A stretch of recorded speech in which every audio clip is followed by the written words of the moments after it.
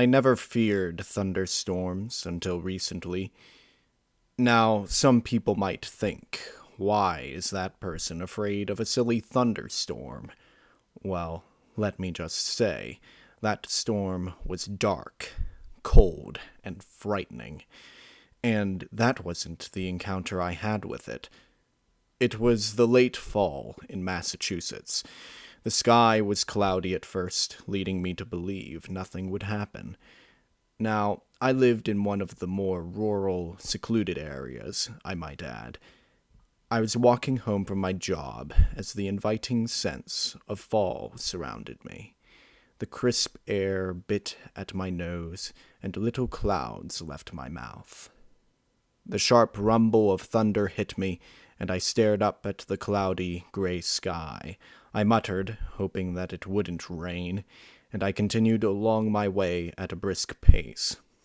The rain started falling, light and somewhat peaceful at first, but it quickly turned into a furious downpour. I pulled my coat tightly around me as I walked. I cursed at my rotten luck, remembering my car had broken down that morning. I wouldn't be getting drenched right now if my stupid car hadn't broken down, I thought.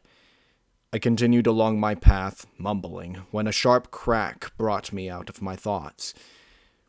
I stopped and glanced around quickly. A small flash of movement in the tree cluster nearby was brought to my attention. I froze, fearing it was something dangerous.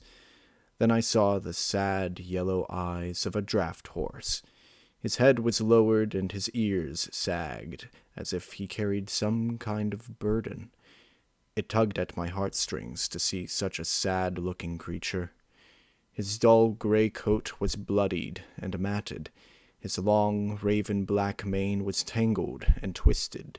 He flicked his ears weakly and looked up at me. His eyes are strange, most likely one of the reasons he was dumped here, I thought. He did have strange eyes indeed. His left eye was a sickly yellow that almost seemed to glow. The right was pale blue, with red ringing the pupil. My ear wrenched as the animal sighed and looked away. I started walking over to him. I needed to help him. I knew that as I stepped closer and saw how thin he looked. He gave a small snort and glanced at me as I tried to make out his full size in the darkness. I reached out and rested my hand on his soft velvet muzzle.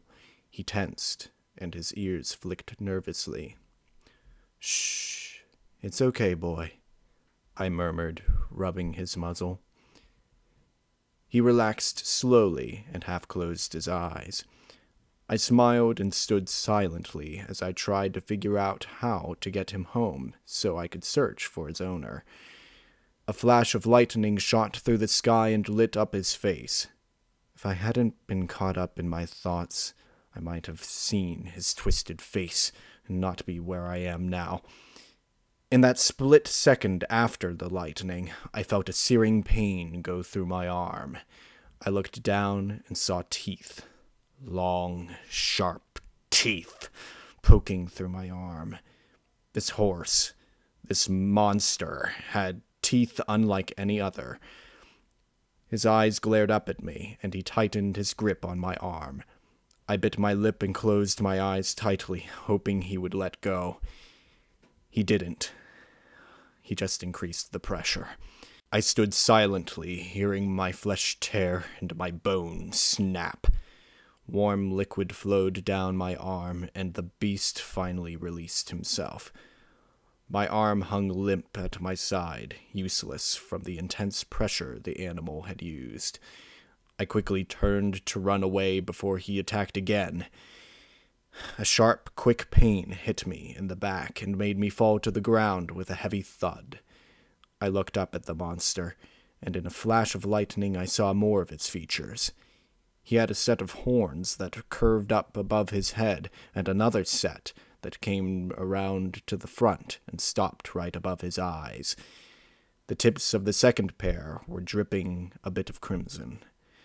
I clawed at the ground desperately, trying to escape with my life.